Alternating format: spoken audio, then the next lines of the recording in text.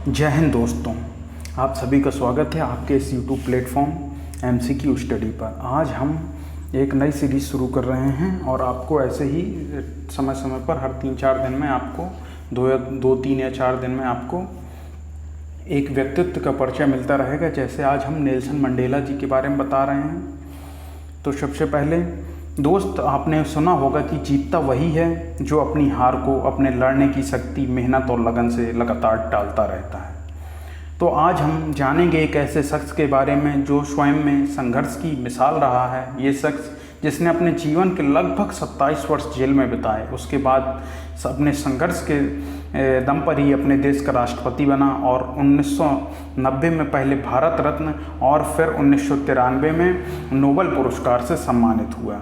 और UN ने, मतलब संयुक्त राष्ट्र संघ ने, उसके सम्मान में उसके जन्मदिन यानी 18 जुलाई, आज 18 जुलाई जो है, इसको नेल्सन मंडेला अंतर्राष्ट्रीय दिवस के रूप में मनाने का निर्णय लिया है।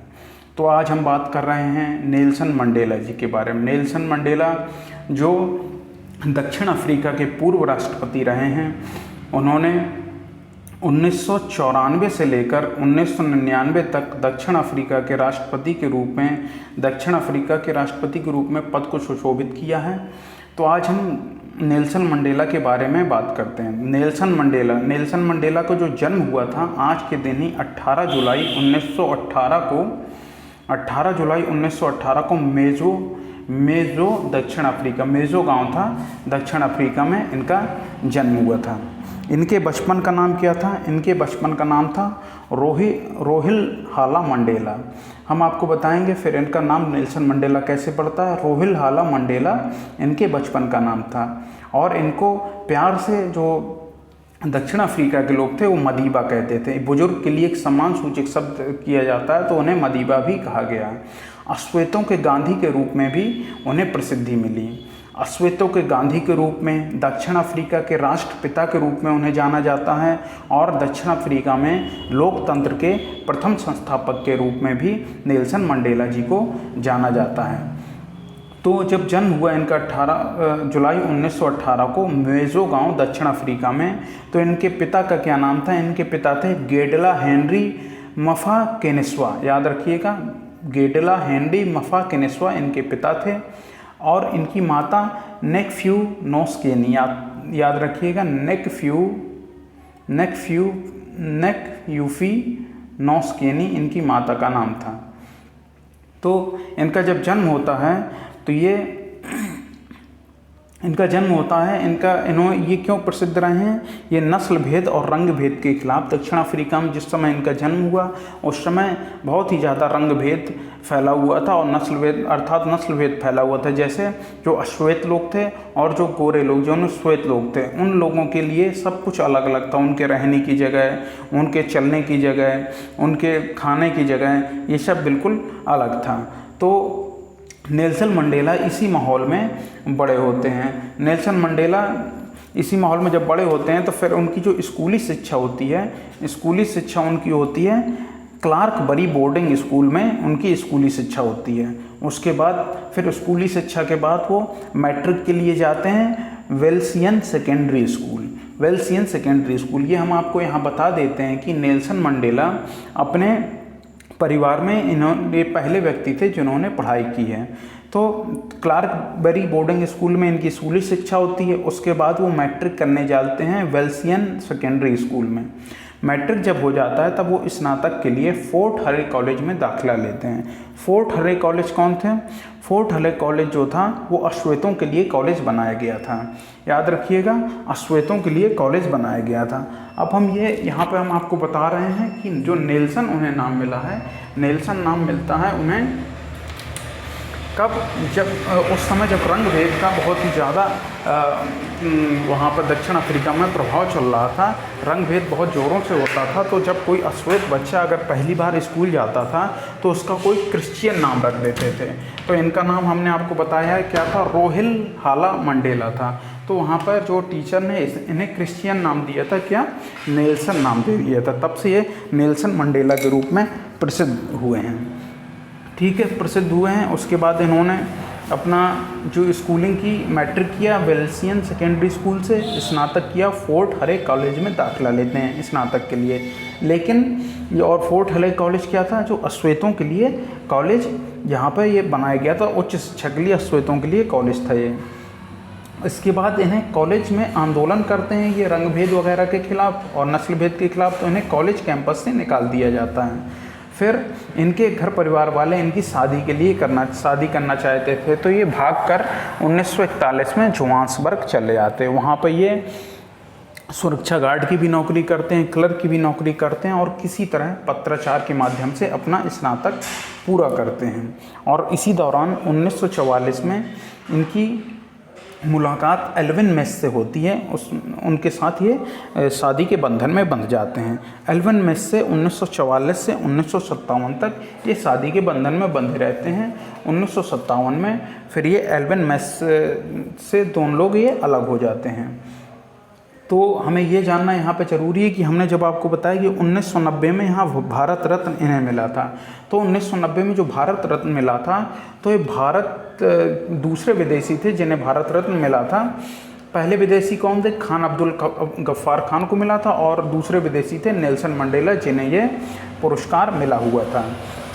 उसके बाद 1942 में इन्होंने अफ्रीकन नेशनल कांग्रेस जो थी वो ज्वाइन कर ली थी। क्यों? आंदोलन के लिए। तो इनके जो आंदोलन थे और जोर पकड़ने लगे थे और ये खुलकर अब आंदोलन करने लगे थे, क्योंकि इन्होंने अफ्रीकन नेशनल कांग्रेस 1942 में ज्वाइन कर ली थी। अफ्रीकन नेशनल कांग्रेस 1942 में ज्वाइन कर ली थी और ये शांतिपूर्ण और अहिंसात्मक आंदोलन के द्वारा ये अपना आंदोलन मतलब अपना विरोध दर्ज कराते थे। और इन्होंने ANC में ही एक क्या बनाई थी, यूथ लीग बनाई थी, मतलब अफ्रीकन नेशनल कांग्रेस की एक यूथ लीग बनाई थी और उसके द्वारा इन्होंने कुछ मांगे रखी थी। जो सरकार थी उस समय दक्षिण अफ्रीका में, अंग्रेज़ों की जो भी सरकार थी श्वेत लोगों की, उनके सामने इन्होंने अपनी मांगे रखी हुई थी। कौन सी मांगे रखी हुई थी? इन्होंने जो मांगे रखी हुई थी यूथ लीग के द्वारा, पहली थी कि नस्ल भेद जो है पूरी तरह समाप्त हो जाए, नस्ल भेद को पूरी तरह समाप्त करना, निष्पक्ष व लोकतांत्रिक सरकार की स्थापना करना, निष्पक्ष व लोकतांत्रिक सरकार की स्थापना करना, अश्वेतों के लिए अश्वेत लोग ही कानून बनाएं, मतलब अश्वेतों के लिए अगर अश्वेत लोग कानून बनाएंगे तो उन्हें पता होगा कि किस तरह से क्या परेशानी है अश्वेत लोगों की। इन्होंने अश्वेतों के लिए पूर्ण नागरिकता की भी मांग की, पूर्ण नागरिकता की मांग की अश्वेतों के लिए, और पूरी जो दक्षिण अफ्रीका की ज़मीन थी उसके दोबारा बंटवारा की भी मांग उठवाई। उसके अलावा ट्रेड यूनियनों के अधिकार की भी मांग की और बच्चों के लिए निःशुल्क और अनिवार्य शिक्षा की मांग की।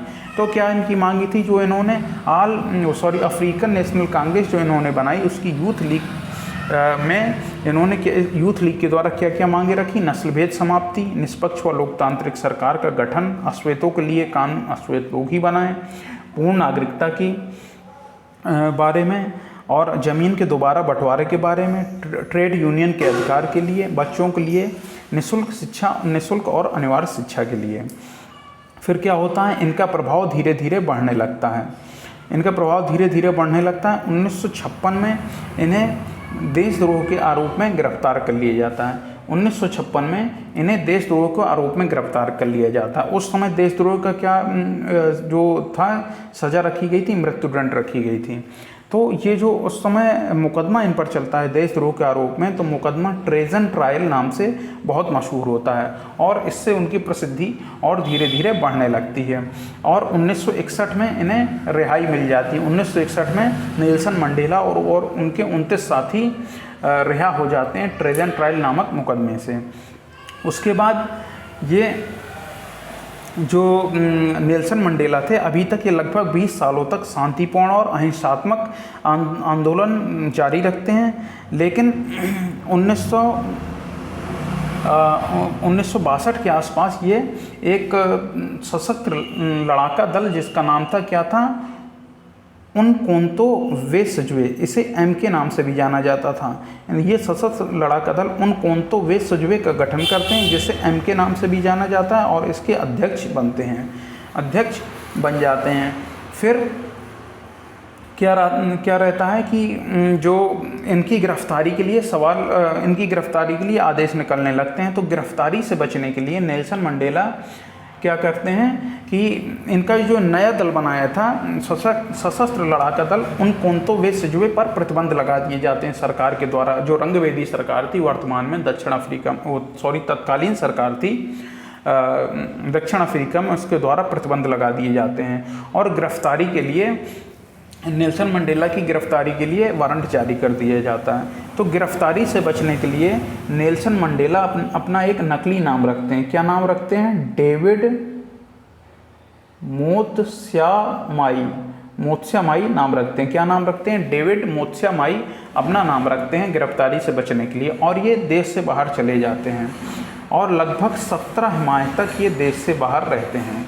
लेकिन जैसे ही 1962 में अपने देश दक्षिण अफ्रीका वापस लौटते हैं तो इन्हें गिरफ्तार कर लिया जाता है। तो 1962 में इन्हें गिरफ्तार कर लिया जाता है। और इन पर क्या जो आरोप लगाए जाते हैं कि इन्होंने कामगारों को हड़ताल के लिए उकसाया है और बिना पासपोर्ट ये देश से बाहर गए हैं। क्या क्या आरोप लगते हैं 1962 में जब गिरफ्तार होते हैं? कि इन्होंने कामगारों को हड़ताल के लिए उकसाया है और बिना पासपोर्ट ये देश से बाहर रहे हैं। तो ये जो मुकदमा था, ये मुकदमा रोविनिया ट्रायल के नाम से मशहूर होता है। किस नाम से मशहूर होता है? रोविनिया ट्रायल के नाम से मशहूर होता है। और इन्हें इस मुकदमे में 5 साल की सज़ा दी जाती है। और इसके साथ साथ मंडेला पर 1963 में राजनीतिक षड्यंत्र और राजद्रोह का मुकदमा भी लगा दिया जाता है। नेल्सन मंडेला पर क्या लगा दिया जाता है? 1963 में राजनीतिक षड्यंत्र और राजद्रोह का मुकदमा लगा दिया जाता है, क्योंकि जो तत्कालीन सरकार थी उनके बढ़ते प्रभाव से बहुत चिंतित थी। तो वो नेल्सन मंडेला को किसी भी हाल में बाहर नहीं आने देना चाहती थी। तो 1963 में राजनीतिक षड्यंत्र और राजद्रोह का मुकदमा लगा देती है और इनको इस मुकदमे में लगभग 27 साल की सज़ा होती है। 27 साल की इन्हें सज़ा सुनाई जाती है। तो जो 27 साल की सज़ा होती है 1963 में इन्हें 27 साल की सज़ा सुना दी जाती है इस मुकदमे में। और 27 साल की सज़ा के दौरान 18 साल रॉबिन द्वीप पर इन्हें रखा जाता है। रॉबिन द्वीप क्या कहते हैं? जैसे काला पानी होता है कि निर्जन द्वीप रहता है, वहाँ पे कोई भी जनता वगैरह नहीं रहती है, तो रॉबिन द्वीप पर इन्हें रखा जाता है। इसे दक्षिण अफ्रीका का काला पानी कहते हैं रॉबिन द्वीप को। 18 साल रॉबिन द्वीप पर रखा जाता है और 1982 में पाल्सवुड जेल में इन्हें भेज दिया जाता है। 18 साल ये किस में थे? रॉबिन द्वीप पे थे। फिर 1982 में इन्हें पाल्सवुड जेल में भेज दिया जाता है। और जब ये जेल में रहते हैं तो जेल में रहते हुए इनकी माता की मृत्यु हो जाती है और इनके बड़े बेटे की मृत्यु हो जाती है। लेकिन इन्हें तत्कालीन सरकार कोई भी इन्हें इजाज़त नहीं देती है कि ये उनके किसी भी अंतिम कार्यक्रम में शामिल हो सकें। फिर एक ऐतिहासिक दिन आता है जब अंतर्राष्ट्रीय दबाव बढ़ने लगता है और नेल्सन मंडेला की रिहाई के लिए आवाज़ें उठने लगती हैं। तो वो ऐतिहासिक दिन आता है 11 फरवरी 1990 को। जो तत्कालीन राष्ट्रपति थे दक्षिण अफ्रीका के उस समय, वो थे FWD क्लार्क। तो वो घोषणा करते हैं कि 11 फरवरी 1990 को हम रिहा कर देंगे नेल्सन मंडेला जी को। शायद लगभग 3 बजे का समय था। तो वो ऐतिहासिक दिन आ जाता है जब नेल्सन मंडेला जेल से रिहा हो जाते हैं। 11 फरवरी 1990 को नेल्सन मंडेला को रिहा कर दिया जाता है और जो अफ्रीकन नेशनल कांग्रेस थी उस पर से भी प्रतिबंध हटा लिया जाता है। किस पर से प्रतिबंध हटा लिया जाता है? अफ्रीकन नेशनल कांग्रेस जो उनकी पार्टी थी उस पर से भी प्रतिबंध हटा लिया जाता है। फिर जो 1994 में देश में लोकतांत्रिक चुनाव होते हैं। तो 1994 से 99 तक एग्जैक्ट डेट बताई जाए तो 10 मई 1994 से 14 जून 1999 तक ये दक्षिण अफ्रीका के राष्ट्रपति रहते हैं। लगभग 77 वर्ष की आयु में ये राष्ट्रपति बनते हैं। तो दक्षिण अफ्रीका के राष्ट्रपति रहते हैं नेल्सन मंडेला जी। उसके बाद वो 1999 में भी उनके राष्ट्रपति बनने के लिए बहुत मांग उठ रही थी, लेकिन वो राजनीतिक जीवन से संन्यास लेके समाज सेवा में जुट जाते हैं। और समाज सेवा तो कर रहे थे लेकिन सक्रिय राजनीति से पूरी तरह संन्यास ले लेते हैं। और 1994 से 99 तक दक्षिण अफ्रीका के राष्ट्रपति रहे थे। इसके अलावा 1990 में इन्हें भारत रत्न पुरस्कार से सम्मानित भी किया जाता है। इसके अलावा 1993 का नोबेल शांति पुरस्कार मिलता है। इन्हें किसके साथ पुरस्कार दिया जाता है? वो राष्ट्रपति जिन्होंने इनके आज़ाद होने की घोषणा की थी, FWD क्लार्क के साथ ही इन्हें नोबेल शांति पुरस्कार दिया जाता है 1993 का। और 1990 में इन्हें भारत रत्न मिलता है। भारत रत्न के अलावा पाकिस्तान भी इन्हें निशान ए पाकिस्तान, जो सर्वोच्च पुरस्कार है पाकिस्तान का, उससे सम्मानित करता है। और भारत में गांधी शांति पुरस्कार से इन्हें 2008 में भी सम्मानित किया जाता है। और लगभग 700 अंतर्राष्ट्रीय पुरस्कार इन्हें प्राप्त होते हैं। इनके जीवन काल में लगभग 700 अंतर्राष्ट्रीय पुरस्कार इन्हें प्राप्त होते हैं। और जो अपने युवा अवस्था में ये मुक्केबाज और एथलीट भी रहते हैं, नेल्सन मंडेला जी।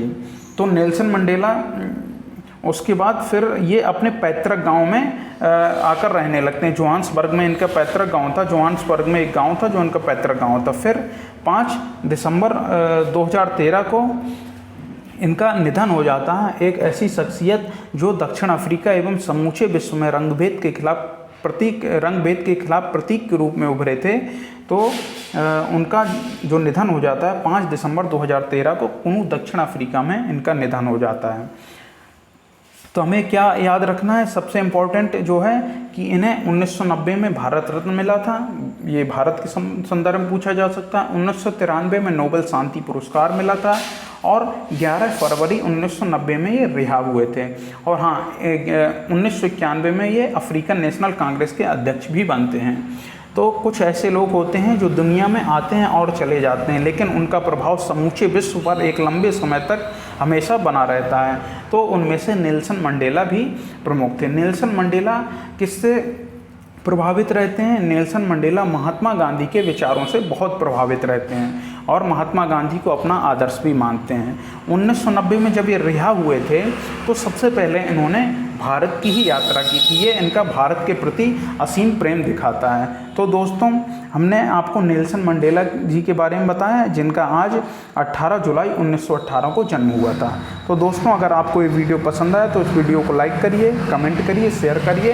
और हम ये अपनी व्यक्तित्व वाली यानी ये पर्सनालिटी से रिलेटेड जो है, हम आपको एक प्लेलिस्ट बना देंगे। उसमें हम समय समय पर पर्सनालिटी से रिलेटेड, जैसे कोई विख्यात पर्सनालिटी है, कोई विख्यात व्यक्तित्व का इंसान है, उनके बारे में हम बताते रहेंगे। खासकर जिनका जन्म हुआ करेगा उस दिन उनके बारे में भी हम जानकारी ज़रूर दिया करेंगे। तो दोस्तों, अगर आपको ये वीडियो पसंद आया तो इस वीडियो को लाइक करिए, कमेंट करिए, शेयर करिए और अपने दोस्तों को ज़्यादा से ज़्यादा इस वीडियो को देखने के लिए शेयर करिए। आपको बहुत इंपॉर्टेंट जानकारी यहाँ से मिलेगी। तो हम दोस्तों, आपसे हम नेक्स्ट वीडियो पर मिलते हैं। जय हिंद, जय भारत।